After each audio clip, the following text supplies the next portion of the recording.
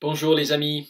Dans une crise comme celle que nous traversons en ce moment, beaucoup d'attentes portent sur nos leaders. Avons-nous des chefs qui proposeront les bonnes solutions? Ont-ils les moyens de les mettre en œuvre?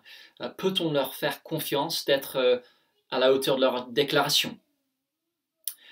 Dans Romains chapitre 5, il est question de deux leaders, deux chefs dont les actions ont un retentissement qui touche le monde entier. Il y a d'abord Adam. Étienne a parlé de lui hier. Adam dont la faute a assujetti le monde entier au règne du péché et de la mort.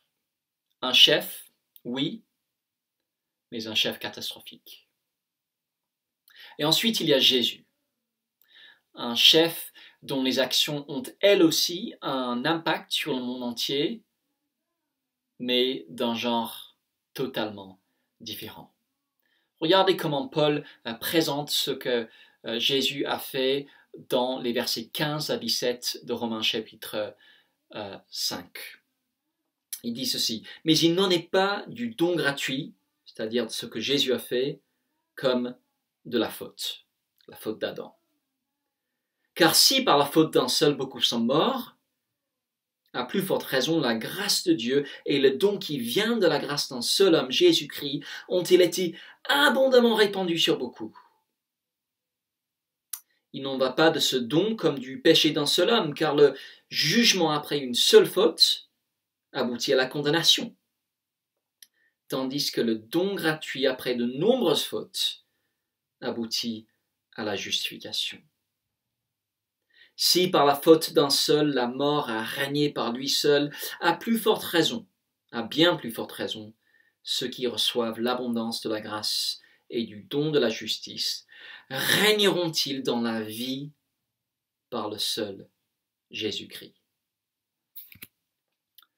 Faisons une petite pause et regardons ce passage. Quelles sont les différentes manières dont ce que Jésus a fait dépasse ce que Adam a fait? Faites une pause sur votre appareil maintenant.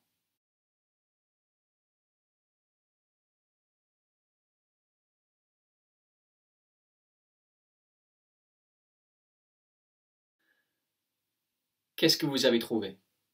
Je pense qu'on peut souligner au moins 3 manières dont l'œuvre de Jésus dépasse celle d'Adam. D'abord, la faute d'Adam a eu pour conséquence la mort de beaucoup. Mais face à cela, Paul dit que la grâce de Dieu et le don qui vient de la grâce d'un seul homme, Jésus-Christ, ont été abondamment répandus sur beaucoup. La mort d'un côté, la grâce en face. Dieu met en œuvre une générosité débordante pour contrer la faute d'Adam et pour aller même au-delà.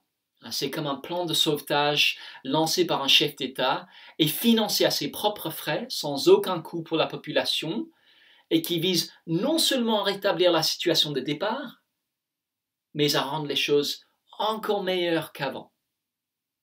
Première différence entre Adam et Jésus.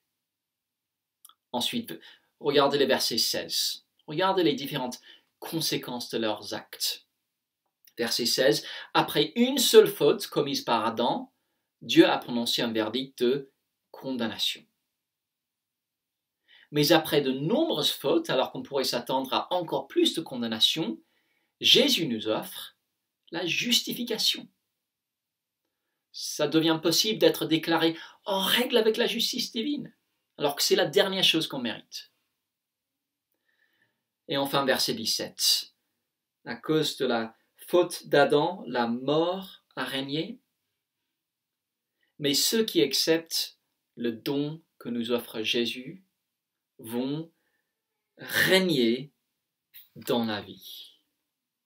C'est-à-dire que si on a cru en Jésus, on n'est plus simplement des victimes passives, assujetties par le péché et par la mort. Non, on domine sur ces choses-là. On est du côté des vainqueurs. Et dans la mesure où le péché, la souffrance et la mort continuent à exister, ce sont comme les derniers irréductibles d'une armée qui est déjà vaincue. La guerre est déjà gagnée. Grâce à Jésus, la victoire finale est pour nous. Et ça veut dire que notre chef cumule toutes les compétences qu'il faut pour qu'on lui accorde une pleine confiance. Il a renversé tous les effets de la faute d'Adam, le péché, la condamnation et la mort. Et cela par pure grâce. Là où notre premier chef nous avait plongé dans une catastrophe, Jésus nous a obtenu une victoire éclatante. Et c'est capital de s'en souvenir en ce moment.